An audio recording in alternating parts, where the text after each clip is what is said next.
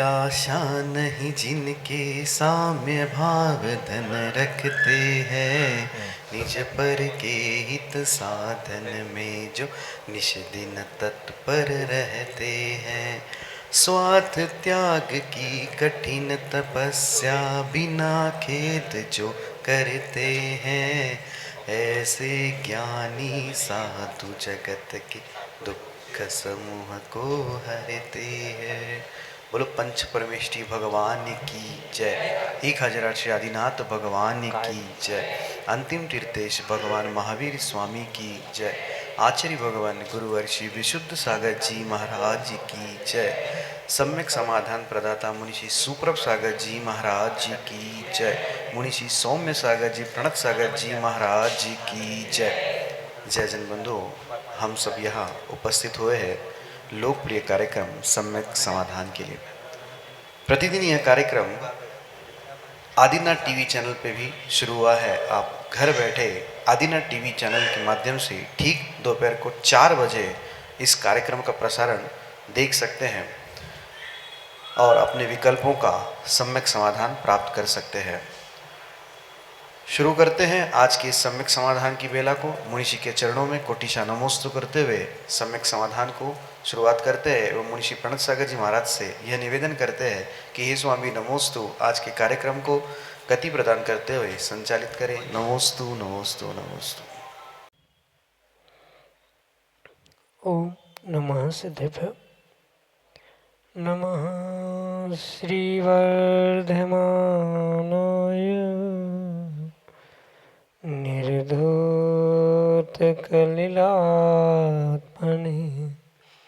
सालोकानां त्रिलोकानां यद्विद्यादर्पणायते यद्विद्यादर्पणायते।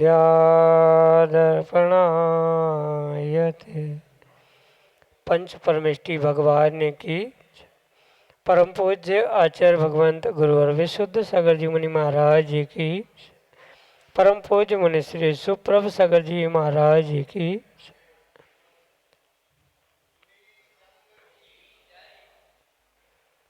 अनंत विकल्प, अनंत संसार।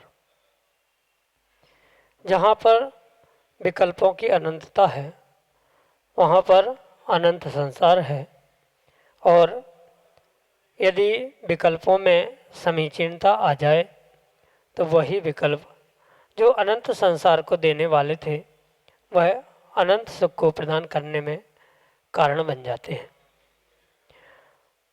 और विकल्प जब समीचीन हो जाए और उस समीचीन विकल्प का सम्यक समाधान जब हमें गुरुमुख से प्राप्त हो जाए तो निश्चित ही वह हमारे आत्म कल्याण का मार्ग खोल देते हैं। ऐसे आत्म कल्याण की प्राप्ति का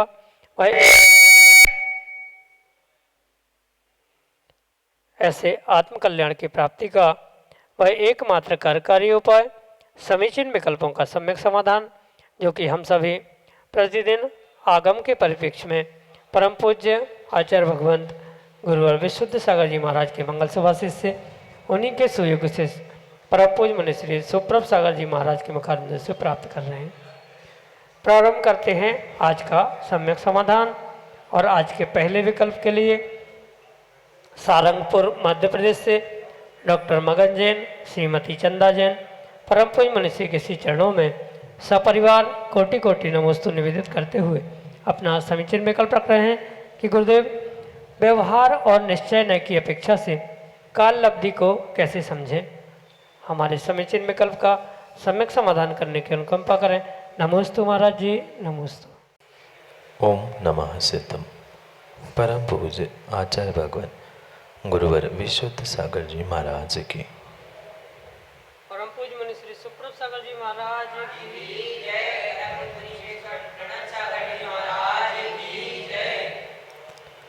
काल लब्धि वह काल होता है जिस काल में कार्य की सिद्धि या कार्य की पूर्णता हुआ करती, और उस काल की पूर्णता के लिए, काल की सिद्धि के लिए जो काल या समय का व्यवधान होता है उस समय के व्यवधान को ही सामान्य भाषा में काललब्धि कहा जाता है।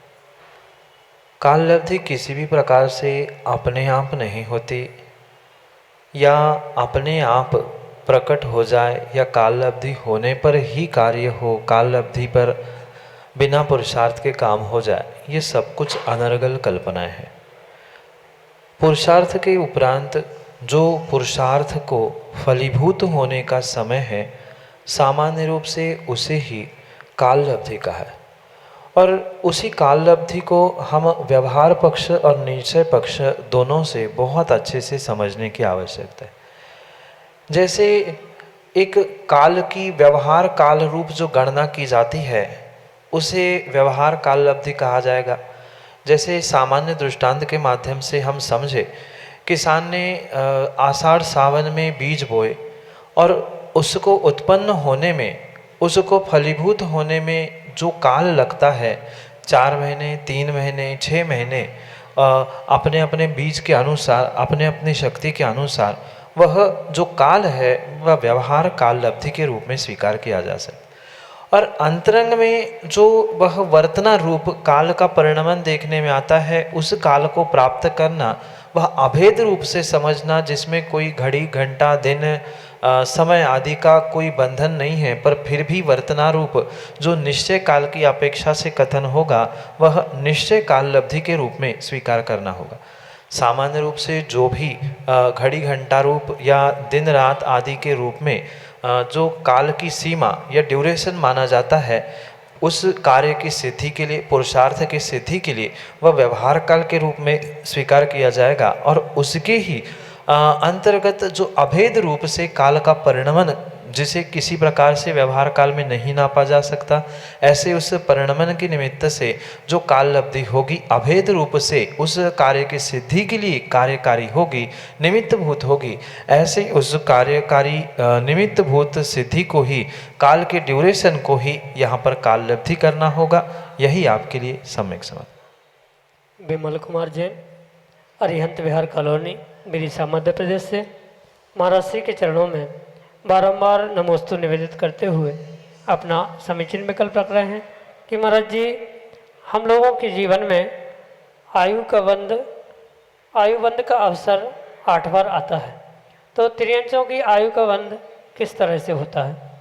हमारे समीचीन विकल्प का सम्यक समाधान करने की अनुकंपा करें। नमोस्तु महाराज जी, नमस्ते। जो सभी गति के जीवों के लिए कर्मबंध की व्यवस्था है, वह सामान्य अपेक्षा से सामान्य ही है।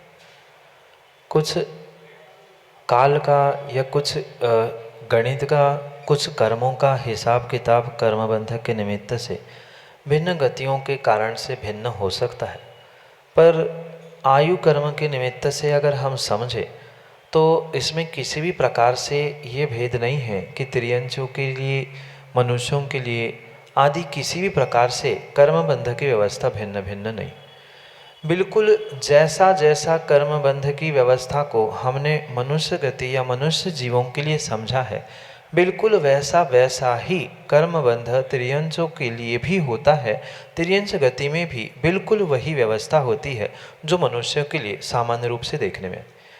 रही बात आयु के उस 8 बंध अपकर्षण कालों के निमित्त से, जैसे मनुष्यों में 8 बंध अपकर्षण काल आते हैं, आयु के यानी जो वर्तमान की भोज्यमान आयु है, उस भोज्यमान भोगने वाले आयु के 2/3 भाग निकलने पर जो पहला बंध अपकर्षण काल आता है, उसके बाद में जो ये 7 और अपकर्षण काल आते हैं, ये जैसी व्यवस्था मनुष्यों में है, बिल्कुल ऐसी ही व्यवस्था त्रियंचों के साथ भी है। त्रियंचों की किसी भी प्रकार से भिन्न व्यवस्था कर्मबंध या आयुबंध के लिए नहीं है। विशेष करके जो ये 8 बंध अपकर्षण काल मनुष्यों के जीवन में या मनुष्यों के निमित्त से आते हैं, बिल्कुल वैसे ही 8 बंध अपकर्षण काल त्रियंचों के भी निमित्त से आते हैं, त्रियंच गति में भी मिलते हैं।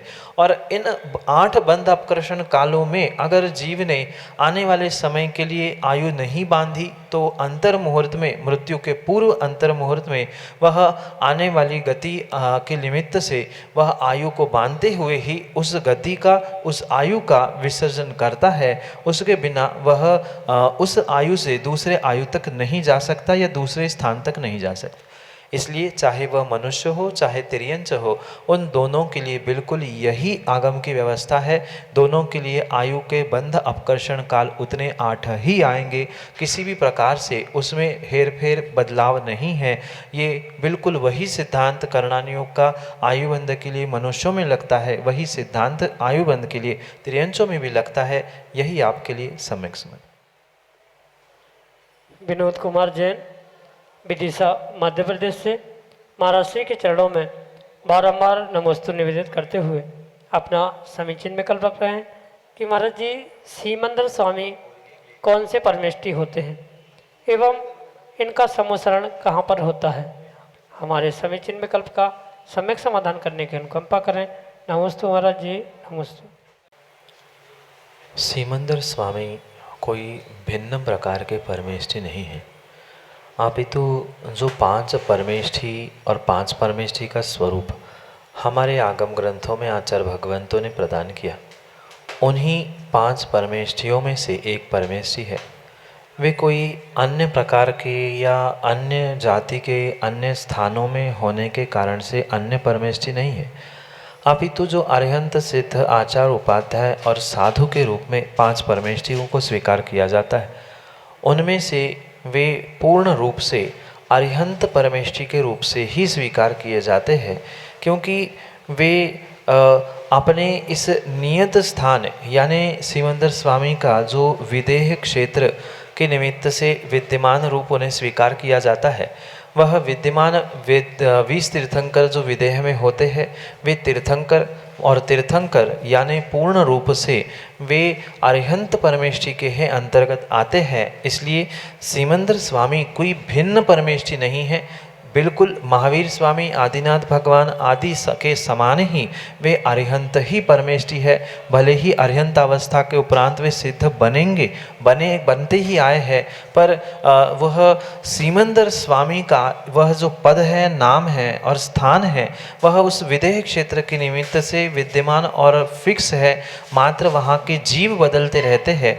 एक सीमंदर स्वामी फिर उसके उपरांत जब दूसरा वहाँ पर पुनः 24 का या 20 तीर्थंकरों के विद्यमान का क्रम आएगा, पुनः वे सीमंदर स्वामी वहाँ पर होंगे।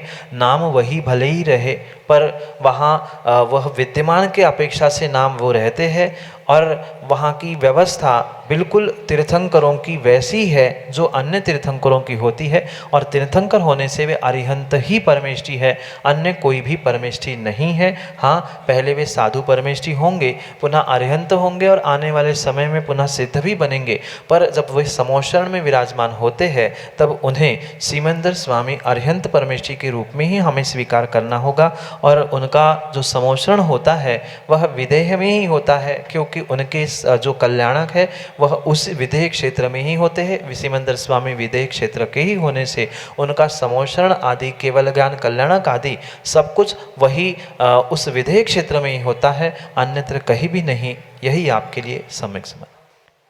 श्रीमती किरण सिंघई अरिहंत विहार कॉलोनी विदिशा मध्य प्रदेश से महाराज श्री के चरणों में बारंबार नमोस्तु निवेदित करते हुए अपना समीचीन विकल्प रख रहे हैं कि महाराज जी ध्यान के लिए दिशा और आसन कौन सा होना चाहिए।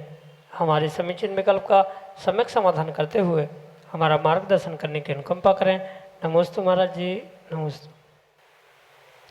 आचार्य भगवंतों ने ध्यान के लिए शुभ दिशा और शुभ आसन इन दोनों का व्याख्यान किया। शुभ दिशा से प्रयोजन है कि मुख्यतः से जो पूर्व दिशा और उत्तर दिशा मानी जाती है, उन चारों दिशाओं में से वह दिशा शुभ मानी जाती है, क्योंकि इन दोनों दिशाओं से ही विशेष रूप से विशेष नैमित्तिक संबंधों के साथ वहाँ ऐसे कार्य और ऐसी विशेष वरगणाओं को जीव प्राप्त करता है जिसके निमित्त से चाहे ध्यान हो, मंत्र साधना हो, पढ़ाई हो या कोई भी अच्छा कार्य हो, वह विशेष करके उन शुभ दिशाओं में यानी पूर्व उत्तर दिशाओं में मुख करके ही करने की आगम की व्याख्या है। क्वचित कदाचित पश्चिम दिशा की ओर भी मुख करके ध्यान करे, मंत्र जाप आदि करे तो उसमें दोष नहीं है, पर मुख्यतः से पूर्व और उत्तर दिशा का ही व्याख्यान प्राप्त होता है। साथ में जो आसन भी कहा है वह शुभ इसलिए कहा है कि कोई ऐसा आसन जो अभद्र है किसी प्रकार से, जिसको देखते हुए अन्य भी जीवों को विकल्प हो, ऐसे आसन में बैठकर लंबे समय तक आप ध्यान साधनाएं नहीं कर सकते। इसलिए इसे सामान्य रूप से आचार्य भगवत श्रावकों के लिए तो कहते हैं कि सुखासन से ही बैठकर, यानी कि जिस आसन में बैठकर आप लंबे समय तक आकुल व्याकुल ना हो या सुख से बैठ सकते हैं, ऐसे ही उन आसनों को सुखासन कहा। और इन सुखासनों में बैठते हुए ही सामान्य रूप से प्राथमिक अवस्था में ध्यान करने की आवश्यकता। फिर जब ध्यान का अच्छा अभ्यास हो जाए, फिर पद्मासन, खड़गासन, वीरासन आदि उन आसनों के माध्यम से आप ध्यान आदि कर सकते हैं। प्राथमिक अवस्था में जो सामान्य सुखासन है जिसमें आपको लंबे समय तक बैठने पर आकुलता ना हो, ऐसे आसनों का प्रयोग करते हुए पूर्व और उत्तर दिशा की ओर मुख करते हुए ध्यान करना ही आपके लिए श्रेयस्कर है। यही आपके लिए सम्यक समझ। पर्व जैन विदिशा मध्य प्रदेश से अगले समीचीन विकल्प के लिए। नमोस्तु महाराज श्री। मेरा प्रश्न ये है कि महाराज जी हम अपने मन को अच्छे कार्य में कैसे लगाएं, चाहे वो शिक्षा का क्षेत्र हो चाहे धर्म के क्षेत्र हो, ताकि हम आगे बढ़ करके कुछ कर सकें। जीवन में अच्छे कार्यों में मन लगाने के लिए सबसे पहले मन से ये निर्णय करने की आवश्यकता है कि मेरे जीवन के लिए वास्तव में अच्छे कार्य कौन से हैं और बुरे कार्य कौन से। जब तक इन दोनों में हम बाइफर्केशन या डिफरेंशिएट नहीं कर पा रहे हैं, उनको अलग अलग नहीं समझ पा रहे, तब तक कभी भी आप अच्छे कार्यों में अच्छा मन लगाकर उसमें अपने आप को अच्छे जीवन से ओतप्रोत नहीं कर सकते।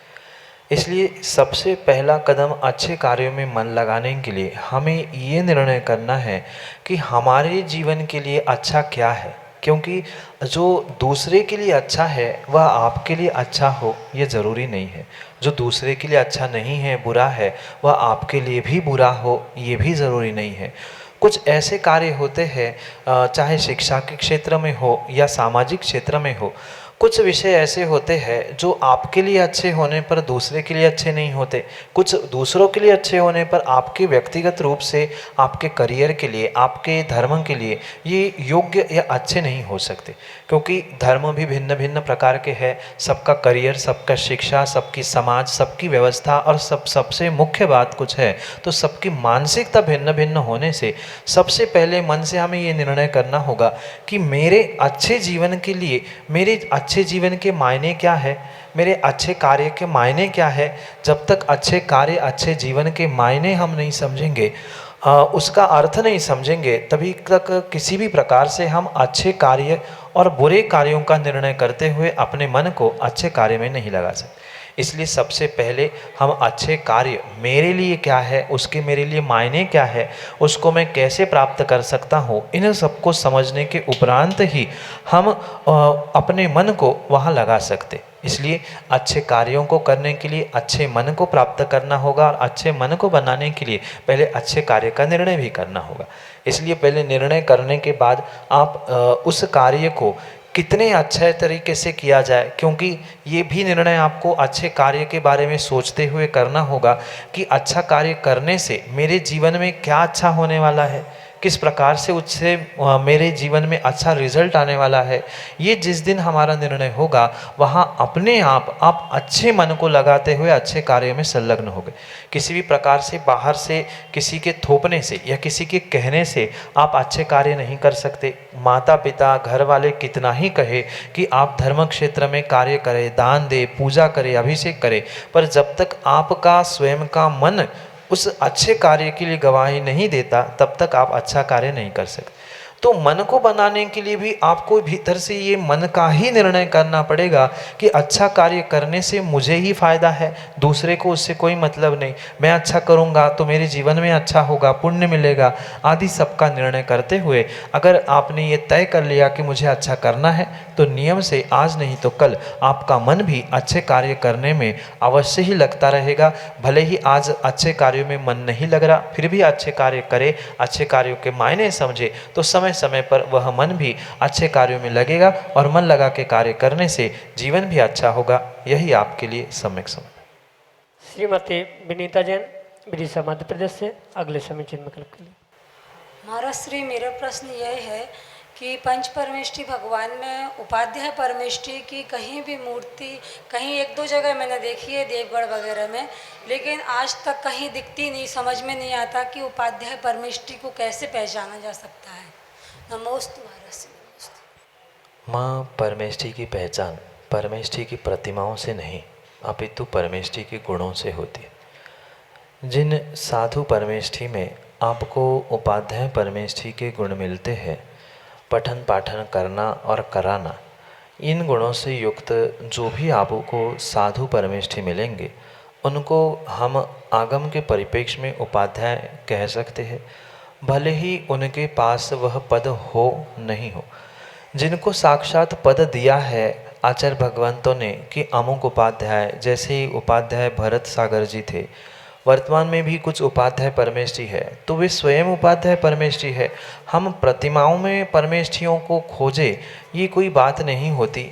और जैसे कि मात्र एक दो नहीं, कई सारे स्थानों में उपाध्याय परमेष्ठी की प्रतिमाएं विराजमान हैं, वहाँ आपको उस विषय में खोजना होगा। मात्र देवगढ़ ही नहीं अपितु बहुत सारे ऐसे प्राचीन क्षेत्र है, वहाँ पर उपाध्याय परमेष्ठी की प्रतिमा विराजमान है। आहार जी है, पपोरा जी है, द्रोणागिर है, ऐसे बहुत सारे स्थानों पर वह उपाध्याय परमेष्ठी की मुद्रा धारण करने वाली, क्योंकि प्रत्येक परमेष्ठी की एक विशिष्ट मुद्रा आगम में आचार्य भगवंतों ने बताई है। तो जो उपाध्याय परमेष्ठी की विशिष्ट मुद्रा है, जिसे ज्ञान मुद्रा कहा जाता है, ऐसे उस ज्ञान मुद्रा आदि की मुद्रा में वह उपाध्याय परमेष्ठी की बहुत सारी प्रतिमा है। और वर्तमान में भी जो उपाध्याय परमेष्ठी के पद पर गुरु के द्वारा अधिष्ठित किए गए हैं, जिनको उपाध्याय पद प्रदान किया गया है, वे स्वयं उपाध्याय होते हैं।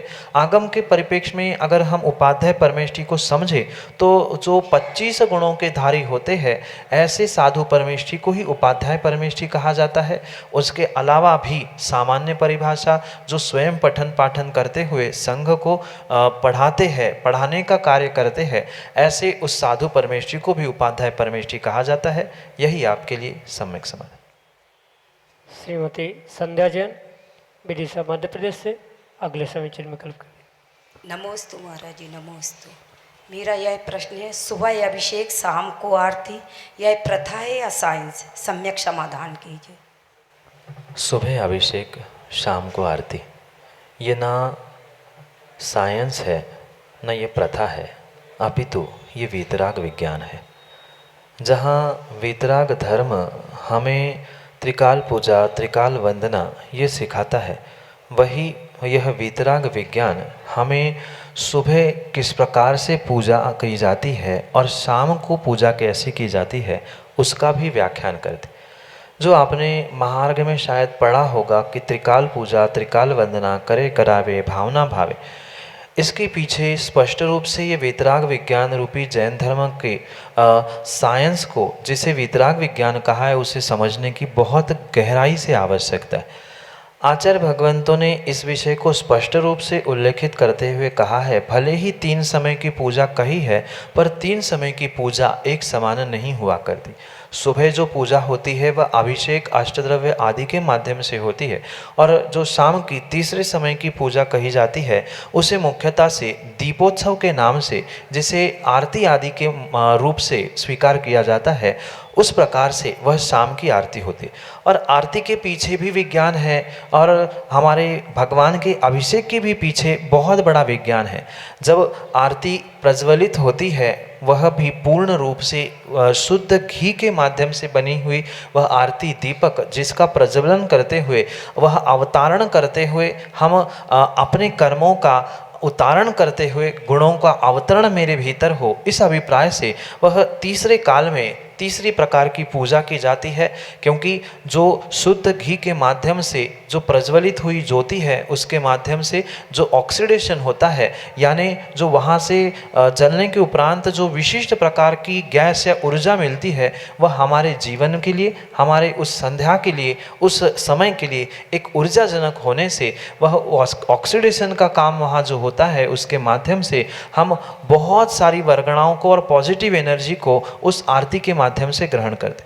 साथ में सुबह जो भगवान का अभिषेक होता है, वह मात्र पानी को या जल को किसी भगवान की प्रतिमा पे ढालना नहीं है। वहाँ मंत्रोच्चारण के साथ जो भगवान की उस प्रतिमा पर पानी ढाला जाता है, गंधोदक बन जाता है, वहाँ पर ये विशिष्ट बात समझनी होगी, वह धातु या पत्थर किसी भी प्रकार से मात्र सामान्य धातु, सामान्य पत्थर नहीं है। वह एक प्रकार से मंत्रित, संस्कारित, स्थापना निक्षेप से जिन्हें भगवान बना गया है, ऐसा वह मंत्रित पत्थर है। और वह पत्थर भी मंत्रित, जल भी मंत्रित, फिर वे दोनों मंत्रित जब एक साथ काम करते हैं, वहाँ से भी उस गंधोदक आदि के माध्यम से भी हमें बहुत सारी पॉजिटिव एनर्जी मिलती है। ये जो भी कार्य हमारे आगम में हमारे वीतराग विज्ञान ने समझाया है पूर्ण रूप से, उसके पीछे कहीं ना कहीं तर्क, कहीं ना कहीं सिद्धांत, इन सबको सम्मिलित करते हुए ही उसका व्याख्यान किया है। इसलिए चाहे सुबह का अभिषेक हो, शाम की आरती हो, मध्याह्न की अन्य भी क्रियाएं हो,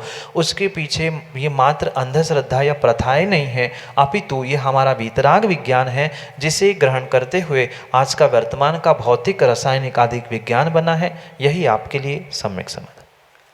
जय जन बंधु, हमने अभी लाभ लिया लोकप्रिय कार्यक्रम सम्यक समाधान का।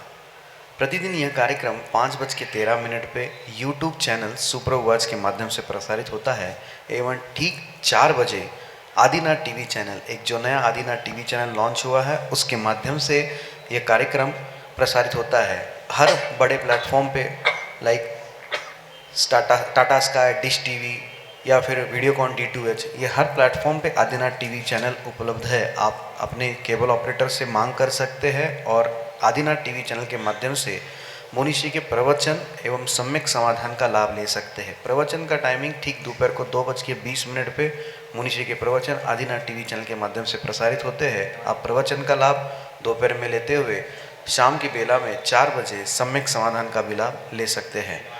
अगर आप इस कार्यक्रम से जुड़ना चाहते हो, सम्यक समाधान में अपने विकल्पों को पहुंचाना चाहते हो, तो हमारा जो व्हाट्सएप का नंबर है, नीचे पट्टी पे फ्लैश होता है, स्क्रॉल पे होता है 8707548811, यह व्हाट्सएप का नंबर है। आप इस व्हाट्सएप के नंबर पे अपने विकल्प हम तक पहुंचा सकते हैं। अगर किसी को टाइपिंग में दिक्कत है, कोई लिख नहीं पाता है व्हाट्सएप पे, तो आप कागज़ पेन लेके, अपना नाम लेके, अपना विकल्प लेके, अपने शहर का नाम लिख के, उसका फ़ोटो खींच के आप व्हाट्सएप के द्वारा हम तक पहुंचाएं। उस विकल्प को सम्मिलित करते हुए उस विकल्प का सम्यक समाधान हम सभी लोग मुनिश्री के मुखारविंद से सुनेंगे। प्रतिदिन शाम को 7:40 पे जिनवाणी टीवी के माध्यम से मुनिश्री के प्रवचन प्रसारित होते हैं। और जल्द ही एक अद्भुत ग्रंथ जो इस 4 कल्याणक भूमि विदिशा से शुरुआत हुई थी, ऐसे ग्रंथ का जो प्रवचन है, उस टीकात्मक प्रवचन का विशेष प्रसारण शाम को 7:40 पे जिनवाणी टीवी के माध्यम से होगा। आप सभी लोग घर बैठे मुनिश्री के वाणी का लाभ लेते हुए उस ग्रंथ का स्वाध्याय भी कर सकते हैं। सम्यक.समाधान@gmail.com हमारी जीमेल की आईडी है। आप जीमेल के माध्यम से भी अपने विकल्प हम तक पहुंचा सकते हैं और विकल्प का सम्यक समाधान मुनिश्री के मुखारविंद से हम सभी लोग प्राप्त कर सकते हैं। आज के लिए इतना ही। ऐसे ही नाविन्यपूर्ण विकल्पों के साथ हम आप तक जुड़ते रहेंगे। तब तक मुनिश्री के चरणों में कोटिशा नमोस्तु करते आज के इस कार्यक्रम को यहीं पे विराम देते हैं। नमोस्तु नमोस्तु नमोस्तु।